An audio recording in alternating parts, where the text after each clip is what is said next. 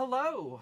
This arrived in the mail today, so I guess we're going to do a bit of an unboxing. Now, I don't think this will be a full in-depth review because this is, well, the largest pack WizKids has ever released.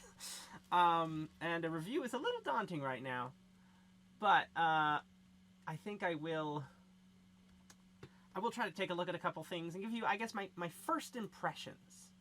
Sorry also about the wobbly camera. It's a new thing I'm setting up.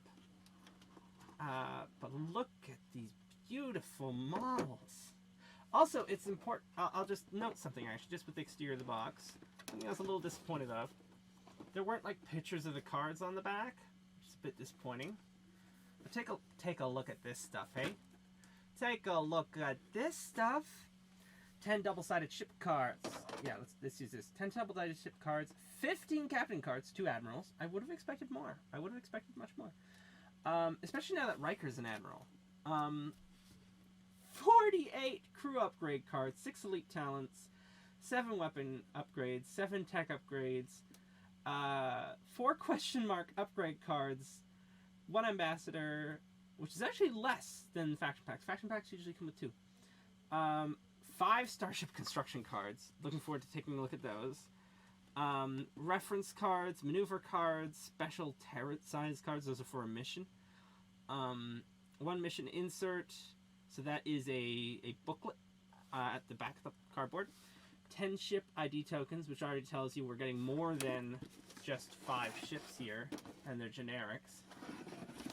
Oh my gosh. 28 effect mission tokens, so that's custom for special game modes. 1 double-sided enemy token, a large double-sided enemy token, 2 special maneuver templates, 5 golden plastic ships. Ever since Lilo and Stitch, I love the phrase, like, real fake gold and stuff like that. They just get me. 5 plastic bases, 10 plastic pegs, 5 maneuver dial connector pieces. Okay, so you know what? Let's read this little bit here. Phew. Hey, that's nice. I just remember my avatar's on the other side of the screen, so let's actually put it there so there's room for me. Hello. Calibrate. Sell. It's not that late at night. Celebrate the 10-year anniversary of Star Trek Attack Wing with These Are the Voyages faction pack, as players can warp into their games with the new updated versions of each version of the USS Enterprise from the game's history. Take command of 5 special golden display versions of 5 different Federation ships, an NX class, a Constitution class refit, an Excelsior class, a Galaxy class, and a Sovereign class. Each with the famous crews and captains of the Enterprise. New actions, new cards, and a unique multiplayer mission await with many more surprises.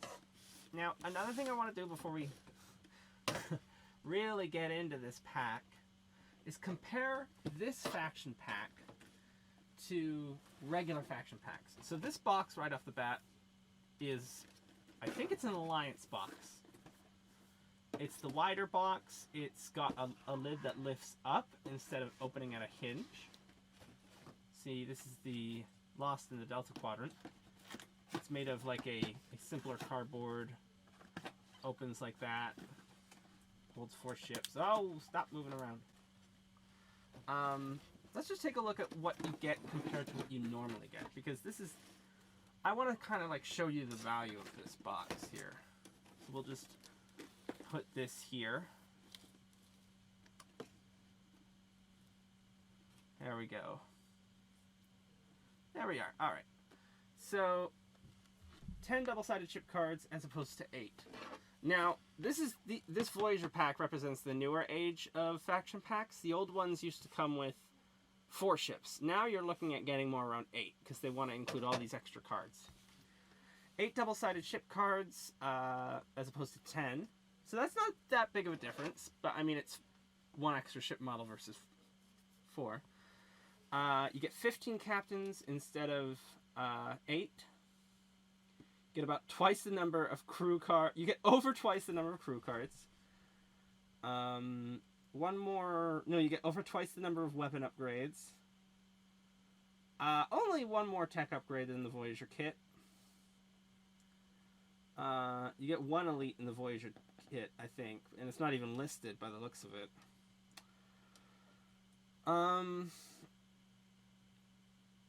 Starship construction cards. Is that listed on here?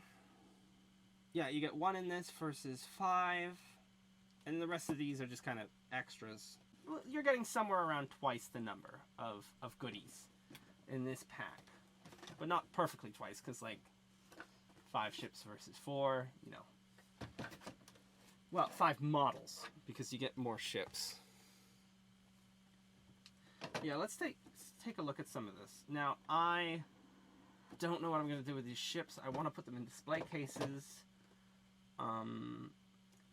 I do have an old, believe it or not, I have a Ferrero Rocher box that I might use to store some of them in, because it's like a plastic display case. I do have, I got these as a gift, these display sort of anniversary clock display things, and I used it for this prize ship I won once in a online Manchester tournament thingy campaign. I've got one that doesn't have a ship in it, so maybe I'll put the Galaxy in there. So the NX here, I don't want to get my fingerprints on it, is the reason I picked up this expansion. Because the NX is one of my, like the NX-01 Enterprise is one of my favorite ships to play in this game. And it took me forever to get it. It was the Star Trek I avoided the most, and when I finally started watching it, I found out that I loved it. So much so that I think Star Trek Enterprise is actually my favorite. No, wait, sorry. Lower Decks is my favorite. Star Trek Enterprise is definitely up there, though. With Archer being my favorite captain. However, there are so few Federation Enterprise era cards in the game that running the NX-01 doesn't really feel good. When I saw this kit and just all the new stuff you could do with the NX-01, I knew I had to pick it up. The other ship I was really interested in was the Enterprise B, which is a ship I never had before. And which is interesting because it was retail. It wasn't like it was a prize ship. It was retail, but it was still pretty dang hard to get a hold of when I joined the game in 2018. I was also looking for a new ship for one of my players to main, and I thought the Enterprise B might be a really fun main, because it's in that weird obscure category where it's not a hero ship. It's not the big one everybody recognizes, and like it's not, you know, the main character hero ship, but it's also not super obscure. And if I wanted to say to the player, well, this is that ship from the movie, they would know what I'm talking about. So that's kind of why I picked this one up. And oh, do these ships, oh, they look so beautiful. They look so nice. You know what this reminds me of? Trip down memory lane here. That old Lego Star Wars contest where they inserted a golden C-3PO into random Lego Star Wars sets. So this is the cardboard. Now, this is my first impression, so I don't think I'm actually going to go through the cardboard, because normally I don't really dig through the cardboard on my first run. I mess around with the cards, and there's less of a reason for me to actually dig into this cardboard if I'm not looking to actually use the ships. So this was a surprise. I knew it was going to be a lot of cards, but I didn't visualize 2 full stacks. I was wondering whether or not I should recommend this set to a new player. And I gotta say, yes, because of this. When I first started playing, after maybe my first 5 sets I'd collected, I had a stack of cards about maybe this big. My first 5 sets, I had a stack about this big. You buy this one set, and whatever starter or alliance you're picking up, boom. You got more than I had when I first started. Like, oh, wow. This is just really cool. So here is the extra large silica gel. I've heard people say that there's extras of these. Yeah, there's definitely extras of these. That's nice. I actually don't use these anymore. I have way too many of these plastic stands. So I specifically use the older ones that have the arrows on them, because I find I just like those better. And I needed some way to say what ones were I going to use and which ones were I not going to use. So I don't use these. I'll use these pegs to assemble those dials. I want to take a look at these cue cards. Oh. I was hoping that they would be something more useful in individual games, but it's like a mission thing. So I think each player gets a cue that they get to... Well, not a cue, but a significantly advanced civilization they get to command. What's a bit disappointing here is that they picked Q and then all these original series ones. I would have liked to see the advanced race from Enterprise, because that was a really interesting race. They ran an experiment, sort of their version of are they a warp-capable civilization? And you got to see the Prime Directive sort of from their point of view, like their version of the Prime Directive. And they eventually had to be convinced to save the life of the humans, but that meant their whole experiment was ruined. But they were like, the humans were so promising during this experiment, in probably 5,000 years, we'll be able to make proper first contact with them. And that's so cool, because it sort of spells this longer story arc, because there was that race that were like, the humans show promise.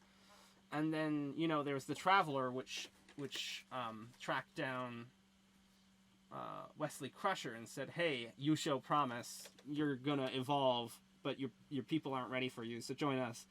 And then, of course, we see there is the cloned human who also got pulled into that. So we've got some enemies here, it looks like, for this Q battle. I'm liking this. So they said double-sided enemy card and oversized enemy card. So most likely this one is the Borg cube and the crystalline entity. And then this guy here is your your doomsday machine. The Borg, sorry, not Borg cube. The Queen Vessel Prime is probably on the other side. Alright, so this is not going to be a super big deep dive. We're not going to go over every single card. But I want to just talk about the NX-01, which is the reason why I bought this set. Just to show you how crazy this pack is. I have not really sunk my teeth into all the other ships. I've only really focused on the NX-01. And it's just wild. It's just great. So for as enthusiastic as I am about the NX-01, you can probably do something similar with all the other ships. Now, alright, the NX-01 used to be my one of my main ships. Well, maybe not my main ship, but it was a ship I kept coming back to. Because it felt like such an underdog, which really, in the game, it felt like an underdog. People didn't really use it.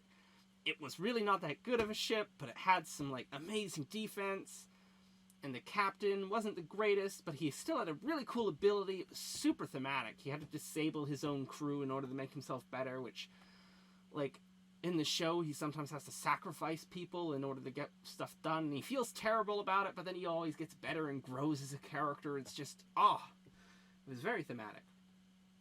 So I was really looking forward to getting the NX-01, which is, again, why I bought this whole box. Because my options with the old NX-01 were very limited. There weren't many Enterprise-era cards to put on it that were thematic. A lot of the cards were old. Now, the new NX-01, I can tell you, is absurdly customizable. I'm just going to quickly bring up a build that I'm planning on running later.